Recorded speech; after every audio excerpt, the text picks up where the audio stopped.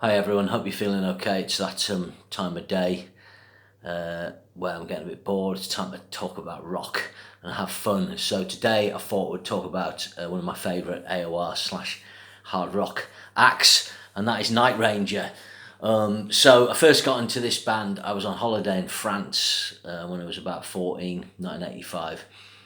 And my brother and I, we got hold of a French metal magazine, and Night Ranger were featured in it. So I'd heard of them, we knew a bit about them, and we were aware of Brad Gillis, obviously, because he'd played with Ozzy briefly, replacing Randy Rhoads after his tragic death.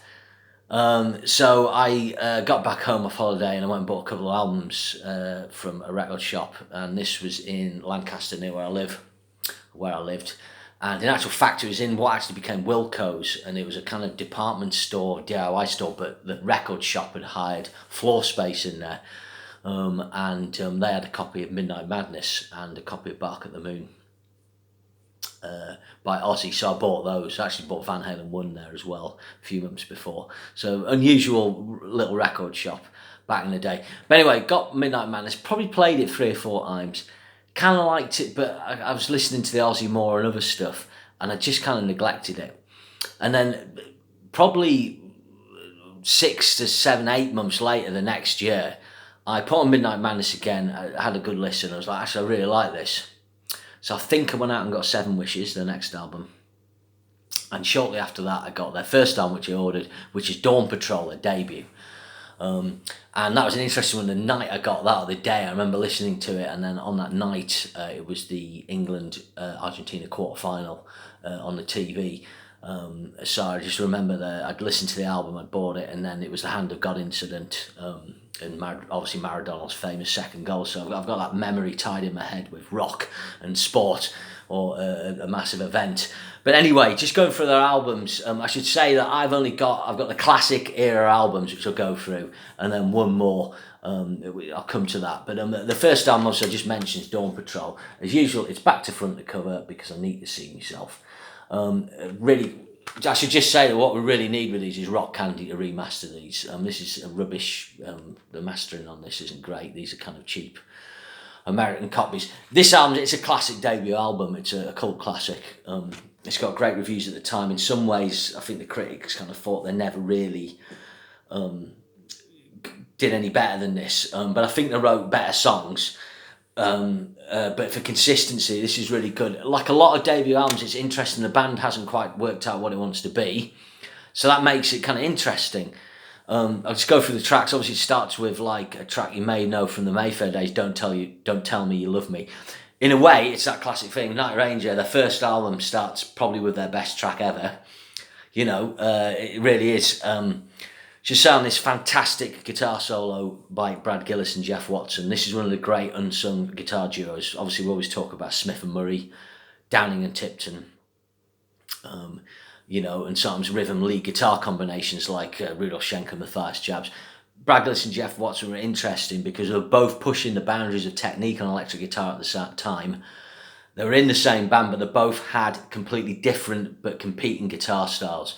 So in a nutshell, for those who play guitar, Brad Gillis's USP was that he used his whammy bar for dive bombs, also to bring it up and raise the pitch. So he'd use what's called a floating tremolo system, and he'd actually raise the pitch of the note, the harmonic.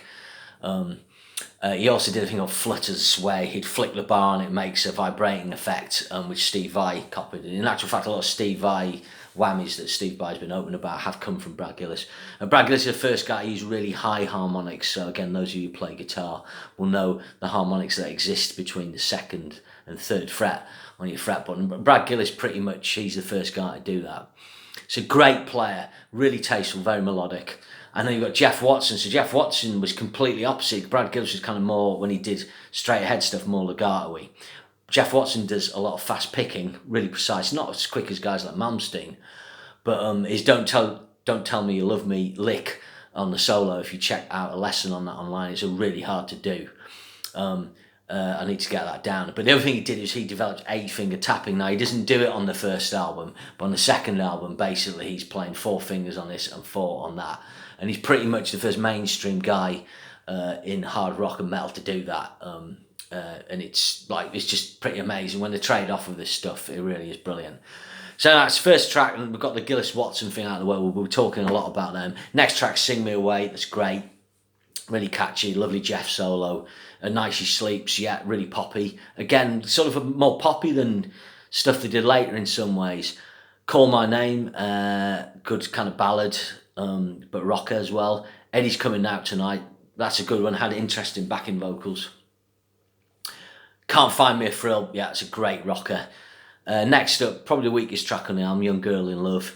And then it finishes on three crackers, Play Rough, Penny and Night Ranger. And the last track, Night Ranger, has a really fast double time bit in the middle. And that's interesting. It's like what I was saying before about, bands often on their debut album, they're not sure how they want to be. And so Night Ranger never did anything that fast ever again. But the drums are really tight and the guitars, and this is a really solid 9 out of 10. The first three Night Ranger albums are produced by a guy called Pat Glasser, and what I think they must have done some kind of production deal with him. So he covered the first three albums. I'm not sure what else he produced, but I think he does a good job. He's not up there with other AOR rock producers of the time, but he captures a good sound for the band, and listening to these albums now, they all sound like Night Ranger. So Dawn Patrol, for many people, their best album. So I'll probably say it's equal best with this, the second album, Midnight Madness. So this was the first one I bought. So what this is, big one on this is the track Sister Christian, which sort of took on an extra life of its own when it was featured in the film Boogie Nights in 1997. So this was a big hit in America. It's an epic power ballad, one of the great early 80s power ballads. Brilliant vocal by Kelly Keegan, a cool lyric. Awesome Brad Gillis guitar solo with superb whammy bar control. He uses feedback and pitching with his bar. So that's like the classic track, and this one went platinum. This sold well over 1 million copies. I'm probably pushed double platinum, although it's not certified double platinum, I should say. Yeah. So the album starts off with You Can Still Rock in America. This is a great party rock anthem, really patriotic, but in a good way, in a fun way. Fits the Reaganite era. And it's got a great solo, a yin and yang moment with Brad and Jeff. Basically, Brad goes crazy with a whammy bar on his solo, and then Jeff Watson comes in and he does his 8-finger attack, and this is where he unleashes it. And it's something to hear. Then next track, Rumours in the Air, great, really, really good sort of ballad / rocker, brilliant Brad guitar solo. Why Does Love Have to Change, another really good melodic track. And then Sister Christian. That's finishing side one, what was the original vinyl. And it's a really solid first side. And then side two opens with Touch of Madness, which is a really hard rocker with a cool Jack Blades vocal. Really catchy chorus. Brad Gillis goes absolutely mental with the whammy bar at the end. It's brilliant. And then you got Passion Play, which is a kind of track the band do well. It's kind of up-tempo, but it's got that softer AOR element. And I really like it. Next two tracks are probably the weakest on the album. There's When You Close Your Eyes and Chipping Away, but they're good filler tracks. And then it finishes with something the band could pull off really well, which is a lovely 12-string acoustic piece called Let 'Em Run. So this is another string to their bow. It was that Jeff Watson's great acoustic player and did really good flat picking on his acoustic and finger picking. So Let 'Em Run, this is a really lovely way to finish it. So again, it's solid, probably an 8, 9 out of 10. It's difficult to pick between that and Dawn Patrol, really. So this is the album. This used to be my favourite for a long time. This is Seven Wishes. And this is what first drew my attention to the band, because this album had just been released when I first found out about them. Listening to it now, it's not as good as the first two, but it is a good record. Again, it went platinum in the States. That was on the back of two kind of ballads track. They finished side 1, track 5, and side 2, track 10. And that's Sentimental Street and Goodbye. Sentimental Street is kind of the sequel to Sister Christian, and it's got another great Brad Gillis solo. But anyway, the whole album starts with Seven Wishes, which is a really cool rocker. It's got a great rhythm, great Jeff solo. Then you got Faces, brilliant track, brilliant Brad solo, does some great pitching with the bar again. Then 4 in the Morning, which is another minor hit. That's a really good track, Jack Blades vocal. Next track, I Need a Woman, not as into that, but it's got a good solo. Then the aforementioned Sentimental Street. Side 2, This Boy Needs to Rock. That's a great track. That's a kind of hidden gem, just total like fun rocking track with a great solo by Jeff Watson in it.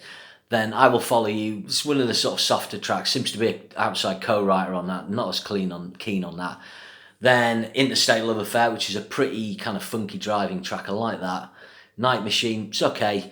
Then Goodbye. So there's probably a few more kind of tracks I'm not as bothered about a filler, but it's a solid 7 out of 10, and it's still a really strong hard rock AOR album. The next one, this is from, I should just say that was from 85, this is from 87, this is Big Life. Now, when I got this album at the time, shortly after, I think this, I was less keen on this, and it's not as good as the first 3, and I think in my mind I thought it was kind of, it's a weak album, but listening to it now, which is I suppose that's the good thing, is about when you come back to things, you tend to see them in a different light. You're not seeing it in the context of like the album before. You're just thinking, right, I want to listen to Night Ranger, and what's this album like? And it's good. Side 1 of it was very strong. It had Big Life, Colour You Smile, Love Is Standing Near, Rain Comes Crashing Down. That was side 1. They were all like really cool tracks. Rain Comes Crashing Down, it's like a really good power ballad. Got a great solo in it. Again, Brad does his thing, Jeff does his thing. Jeff Watson's 8-finger tapping really comes to the fore on this album. It makes regular appearances, and that's it's a really good atmospheric track. Side 2 is the weaker, where the album tails off, but you've got The Secret of My Success, which was the soundtrack, the title track to the film with Michael J. Fox. So that's got David Foster as an outside producer. So it's very 80s sounding, but I like it. It's really fun and funky. And then you got Carry On, which is a pretty good filler track, and Better Let It Go. Again, good, decent tracks, just not great. Then I Know Tonight's pretty, I'm not into that one. And then Hearts Away, which is a decent ballad. But this tails off, but it's better than I thought it used to be. So I'd probably say it's a 6.5 out of 10. And then the last album, basically the Big Life album, went gold. Then obviously this album came out in 1988, Man in Motion. And by this time, things had tailed off for them, and Alan Fitzgerald actually leaves during the recording of this album. So the picture, I haven't got it in the inside. On the back sleeve of the vinyl was just the 4 of them, without the keyboard player. I love this album at the time, I think, because it's more guitar orientated. Again, I'll get me Brad and Jeff thing out of the way. Basically, the Play Up a Storm on this, the solos, there's some phenomenal soloing on this. The 8-finger tapping is fully realised now and integrated by Jeff Watson. And then Brad Gillis is doing some brilliant stuff with the whammy bar. They really pull out the stops. I think listening to it now, this was recorded digitally. I remember reading an interview at the time, and I'd liked the sound of the Turbo album by Judas Priest. And for that reason, it's a little harsh. The guitar's a bit thin, and the drums, it's not as pleasant to listen to. I should just mention that Kevin Elson produced Big Life, the album before, and he did the final countdown. Not that I like the production on that album, but the Big Life album's pretty good sounding. So this track, side 1's really good. Man in Motion, Reason to Be, Don't Stop Thinking I'm Alone Tonight, Love Shot Me Down, and Restless Kind. They're all really good tracks. Restless Kind's got a great chorus. It's just one of those big euphoric Heartland of America choruses. Man in Motion, the title track's got a fantastic solo by Brad and Jeff. There was a great Guitar World feature on them at this time, and they did a transcription of that, and they really got a lot of kudos, and they deserved it. Side 2 opens with Halfway to the Sun. Again, it starts with a crazy Jeff Watson tapping thing, and then Here She Comes Again. Brad Gillis does an amazing solo on that. Then it starts to tail off a bit. There's Right on You, Kiss Me Where It Hurts. They're not great. And then there's I Did It For Love, which is a Russ ballad track. I quite like it. And then it finishes with Woman in Love. So side 2 of this wasn't as strong.